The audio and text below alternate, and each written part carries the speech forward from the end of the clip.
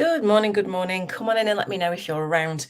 If you're catching the live, let me know. Come and say hi. Likewise, if you are on the replay, drop me a little hashtag. Let me know that you caught this and what you think of the card. And if you're thinking, card, I don't know what she's talking about, and you might be new here, then let me know in the comments if you're new. My name is Emma Starling. Thank you. I'm the Inner Smile Coach. Ooh.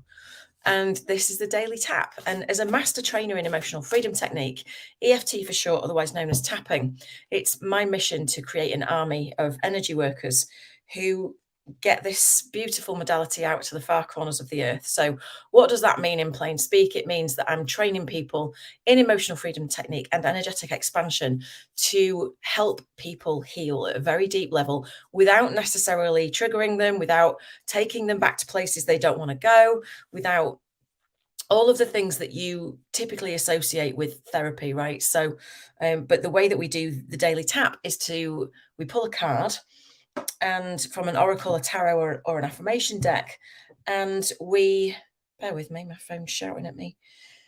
And we then do some tapping so that you can experience it, right? So, hey, Audrey, good to see you, my love. So whilst it's not a therapeutic EFT session in the strictest of sense, it still gives you a feel and a taste of emotional freedom technique and how it works in your body. And what it does is it's rooted in science. It's completely proven. There's a lot of studies out there these days to show you how it works. And it works with the amygdala and the stress response in the body. So when we tap, thank you, on acupressure points, we are calming any stress response that's in your body. I'm going to sneeze, bear with me. Excuse me, hold on. There's another one. Excuse me. We're calming any stress response that's going on in your body. Now, why might you be stressed? Could be something as simple as you've gotten up and, I don't know, the dog's had a wee, or, excuse me, you've got up and you thought to yourself, God, I'm not sure how today's going to go. I'm nervous. Or you might have had an argument with somebody last week and it's still going around in your mind. And also there might be big trauma, what we call big T trauma going around that's reverberating and coming up because it's Christmas, all sorts of things. But what tapping does is it sends a calming signal to the back of the brain, to the amygdala, say, in this moment you are safe. Okay, nice little log. Everything's fine. You don't need to run or fight or anything like that. Everything's cool. And it also then sends out calming hormones into your body to counteract that stress response.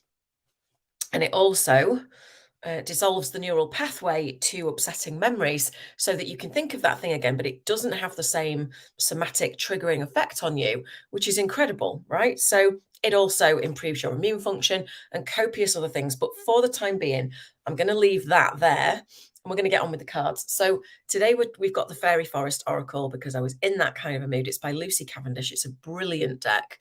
It's really beautiful. And we've got two cards that just flew out to make themselves known. And the first one is Volva, number 33. This is about prophecy, guidance, and direction. Okay. And then the second one that came out was the Unseelie Queen. So that's about glamour, opulence, and hubris. Ooh, hubris. Hey, Lisa, how are you? Very cold. Yeah, I don't know, it's about 50 Fahrenheit here. It's not too bad. Okay, so number 33. Let's have a look what this says. So it says, there are those who can see beyond the present moment, who can see the way the web is woven and who can connect to its strands and share with others the messages they long to hear.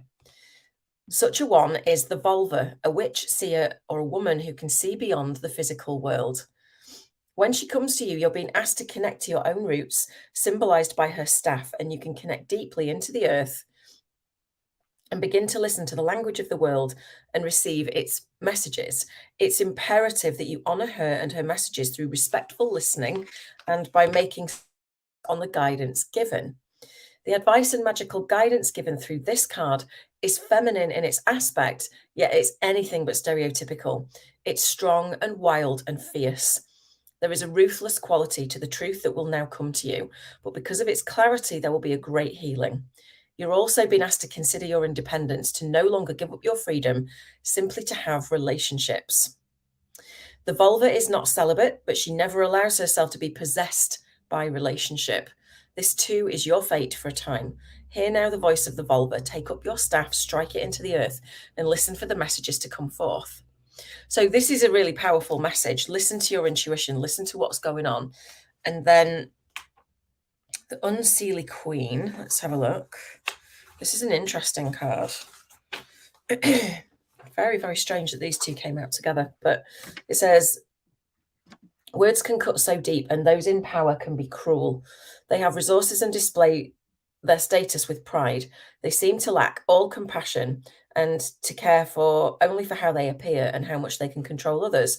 Because of their glamour, their wealth, their pride, they seem to hold all the power in this situation.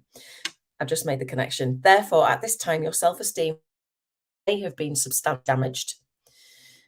There may be harsh words being spoken about or to you, and slowly over time, the toxic moments have woven together and cast a cloak of bitterness over your once hopeful heart.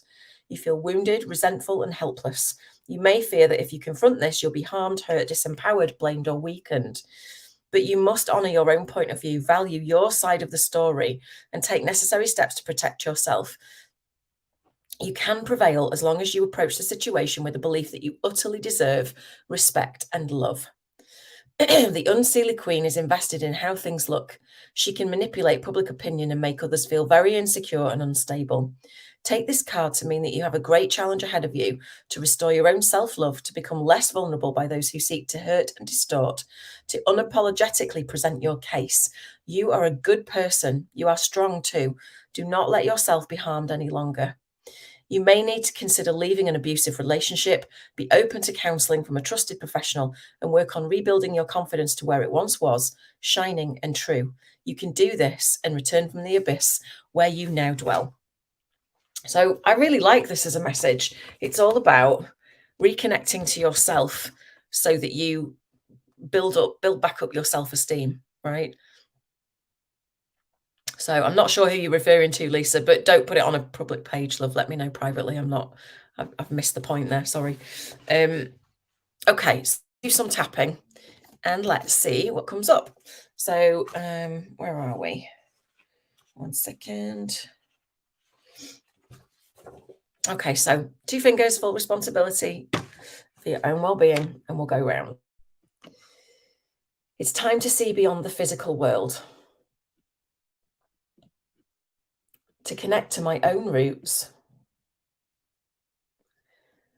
and listen to the messages I receive. I choose to make space to act on the guidance given. I choose to remain strong, wild, and fierce, and be ruthless as to what serves me and what doesn't. I choose to use the clarity to heal and to not let other people's opinions of me bother me. Wherever the toxic moments have woven together, I choose to now shed this cloak of bitterness. I relax and release any wounding or resentment.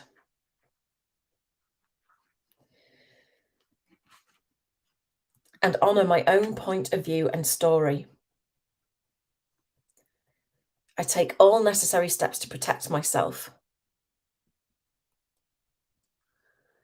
knowing that I utterly deserve respect and self-love. Now is the time to rebuild my confidence and bring it back to the place of being shining and true. And finish on the third eye, so be it, and so it is. All right, take a nice deep breath. So how did that message resonate for you? Not many